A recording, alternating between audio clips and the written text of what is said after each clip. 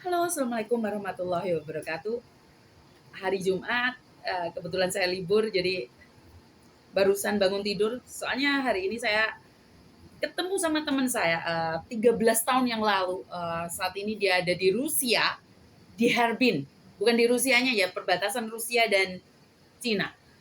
Di mana saya bisa review diri saya sendiri seperti apa dulu dan hari ini. Dan teman saya bilang, oh Yun, wah kamu sekarang banyak berubah. Dan saya juga teleponan sama Jackie dan kebetulan teman saya, partner saya lama. Jadi saya terima kasih buat Jackie yang tetap baik sampai hari ini dan terima kasih juga buat Tika yang sekarang ada di Harbin, Cina.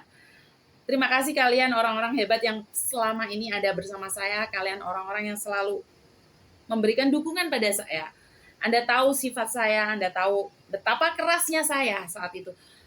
Dimana saya selalu ingin bilang bahwa saya selalu ingin membahagiakan orang-orang di sebelah saya dengan catatan saya sendiri juga ingin bahagia. Jadi di situ saya minta maaf sama Jackie, sama Tika juga. Kalian adalah my best friend, kalian adalah the best dan sampai saat ini kita masih tetap komunikasi. Dan di sini saya tidak membahas tentang Jackie dan Tikanya ya. Di sini saya cuma ingin membahas beberapa hal ya, Mbak ya.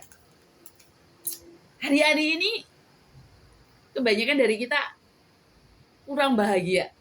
Hari-hari ini saya dan Anda, khususnya saya pribadi, akhir-akhir ini baperan, kebawa perasaan, apalagi yang sakit-sakit. Sampai kemarin KJRI bilang sama saya, Mbak Yuni, stop, jangan baper. Iya, saya baper banget, Mbak. Kenapa? Istilah kalau rumah sakit itu saya tidak bisa dikondisikan pribadi saya, tapi saya harus melepas karena kalau saya tidak melepas saya akan terus dalam lingkup yang kurang bahagia. Sebenarnya saya bisa menguatkan orang lain, tapi giliran saya baper, saya tidak tahu siapa yang bisa menguatkan saya. Tapi saya di sini saya selalu minta sama Tuhan dan berdoa. Memang doa merubah segalanya.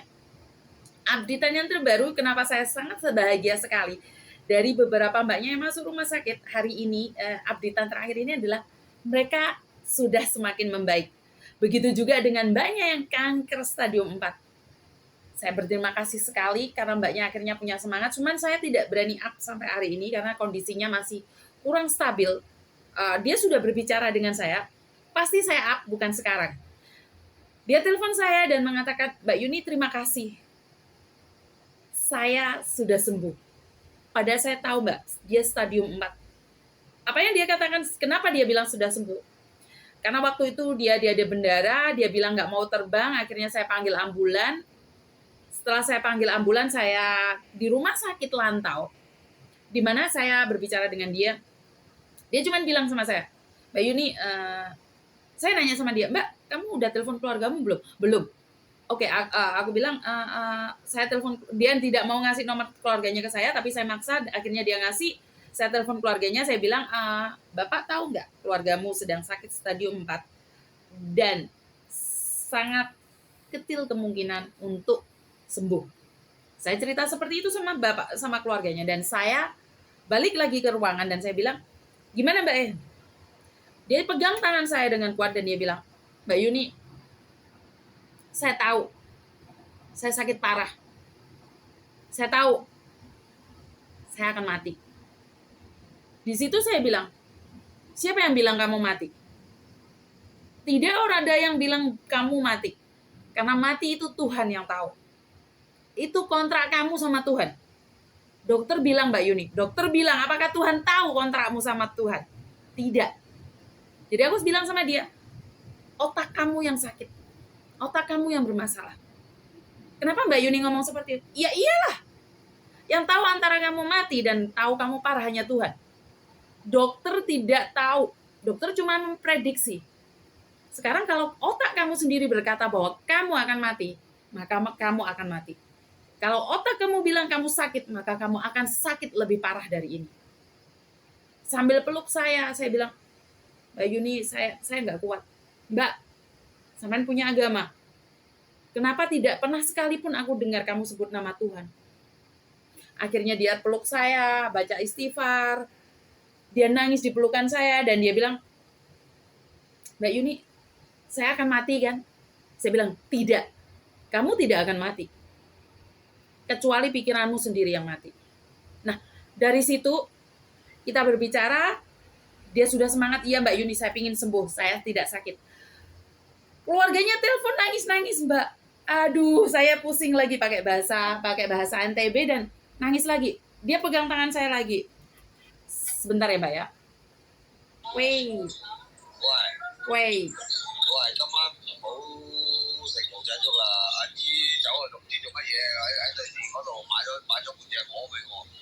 好啊。Yes。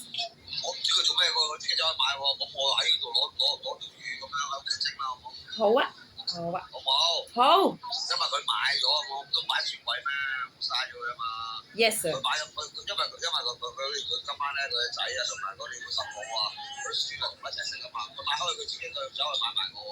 OK。好啊。好啊。好啊。好啊。好。有啊。白菜。白菜。娃娃菜。Yes。好啦。好啦。OK。好啊。好啊。好啊。好啊。好啊。好啊。可以嗎？妖。好啦。好啦。OK。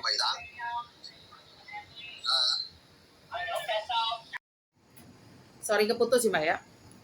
Jadi sekali lagi keluarganya telepon dan nangis-nangis. Patah lagi semangatnya. Setelah keluarganya telepon saya matiin, saya tanya, Mbak, kalau kamu tetap kayak gini, nggak ada yang bisa membantu kamu kecuali diri kamu sendiri.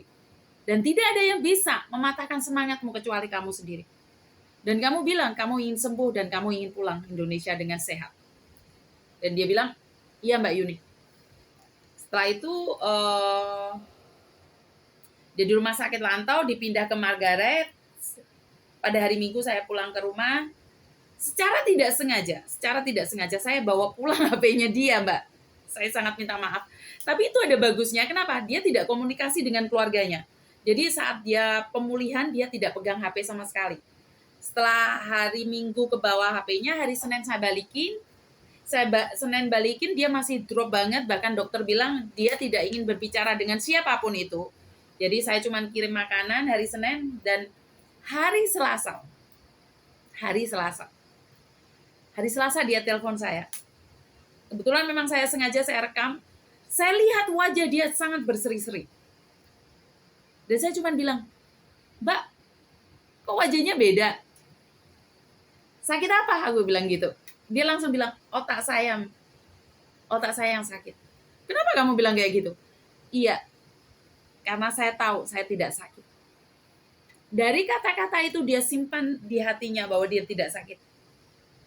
Dan pada hari Selasa itu juga, pihak rumah sakit telepon kita, mengatakan bahwa dia bisa kemoterapi. Padahal di awal dokter bilang dia sudah tidak bisa diapa-apain. Di kemoterapi atau apapun pasti mati.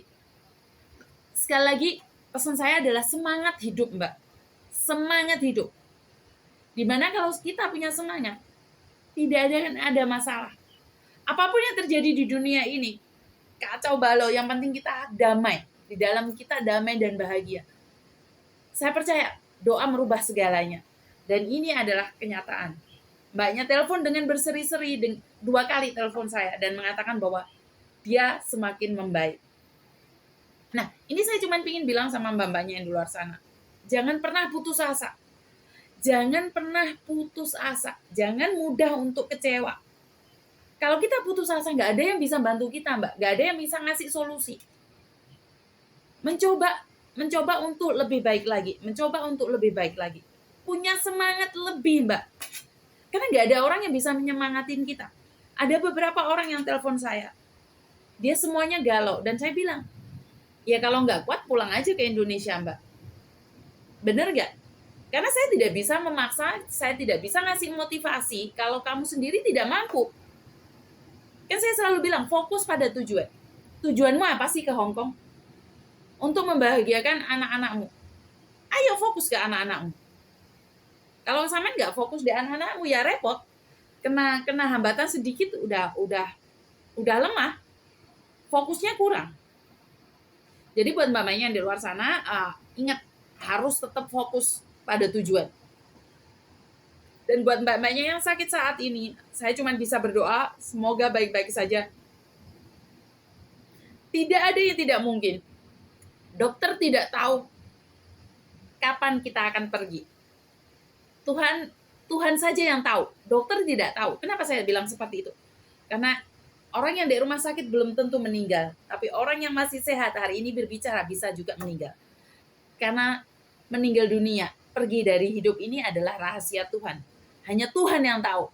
Kita bisa memprediksi, tapi pada kenyataannya kita tidak tahu kapan dan di mana.